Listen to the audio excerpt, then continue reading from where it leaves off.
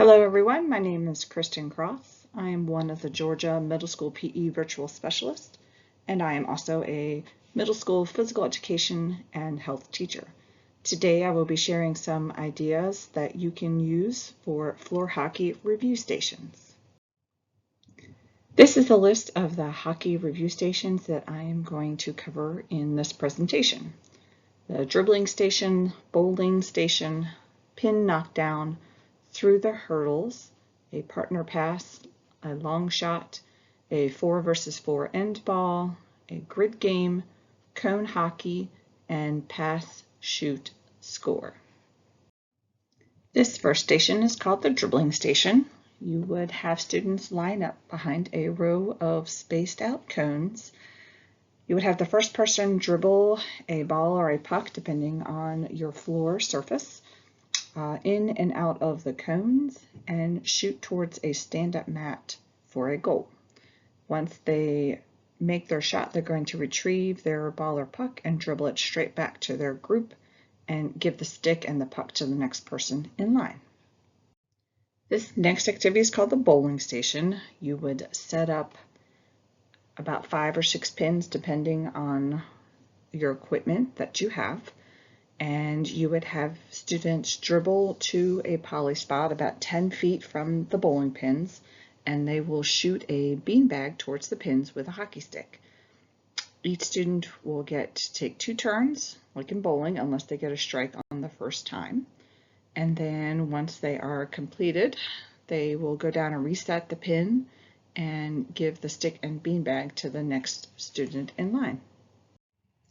This activity is called pin knockdown.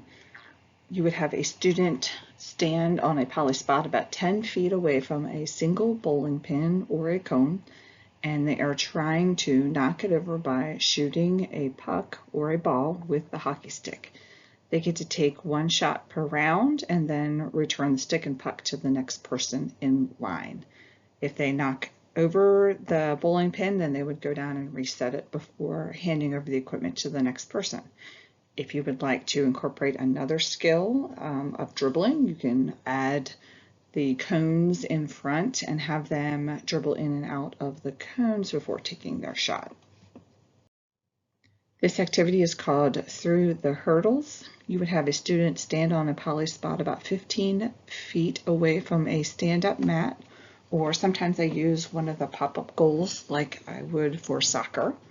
And then you have the students try to aim the puck underneath 3 or 4 of the mini hurdles to try to score. Again, just working on their accuracy. They would return the stick and puck to the next person in line. This next activity is called a partner pass.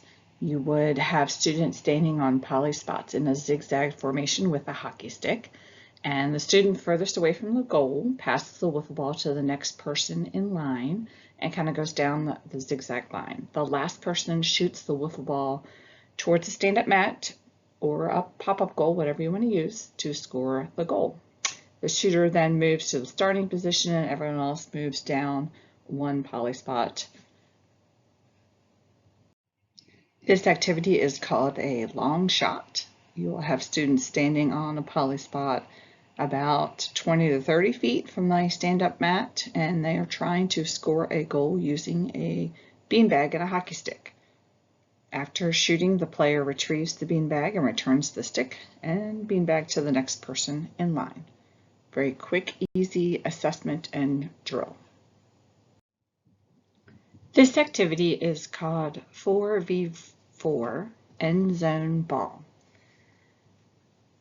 The object of the game is to pass the ball or the puck to the goalkeeper in the opposite team's end zone. So as you can see from the graphic, I have a red player in the blue end zone and then a blue player in the red end zone. So they're trying to pass to their teammate that is standing within that zone.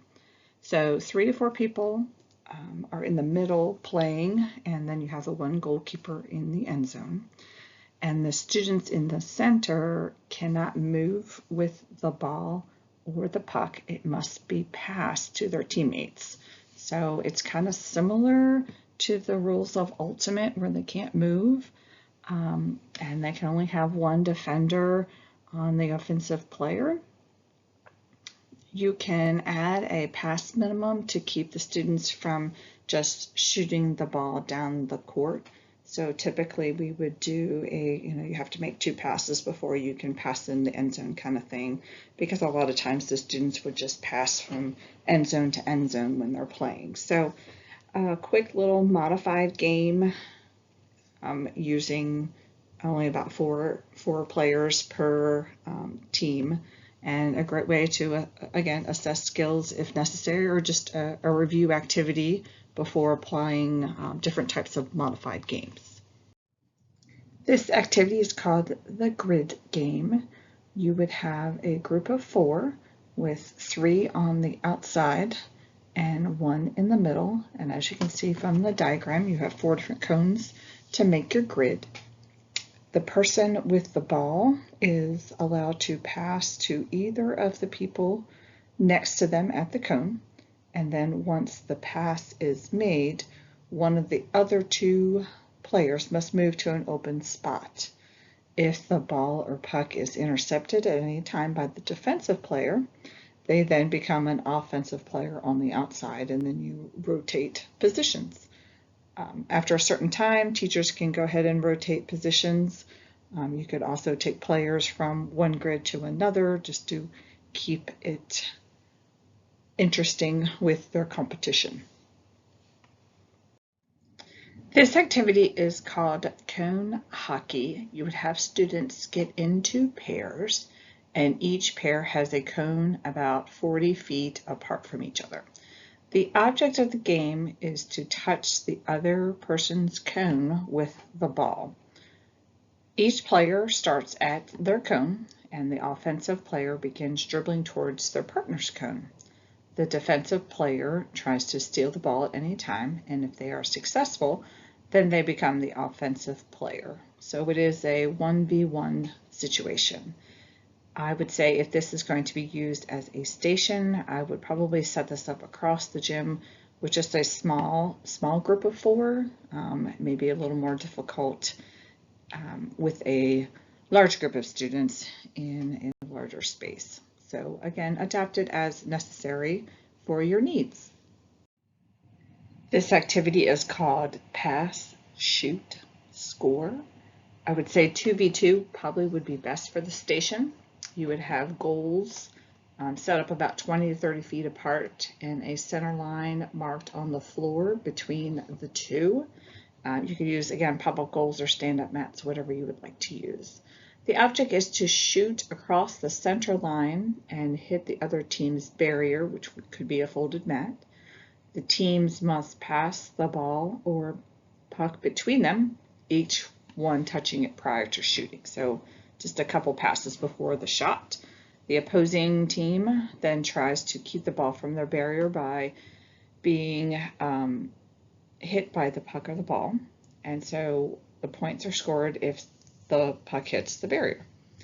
After scoring, a change of possession occurs, and the major rule is that no one is allowed to cross the center line into the other team's area. So a great little station to use that is almost a modified hockey game, but it also keeps it contained and probably a little safer than a full-out hockey game.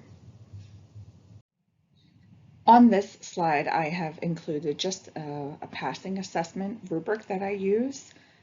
I just wanted to put this in here in case you wanted to use the stations as assessment stations. So this can be customized to whatever skill that you would like to assess.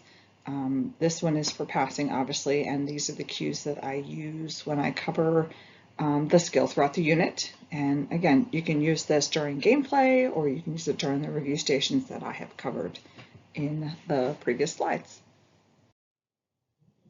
Thank you so much for watching this video. I do appreciate it.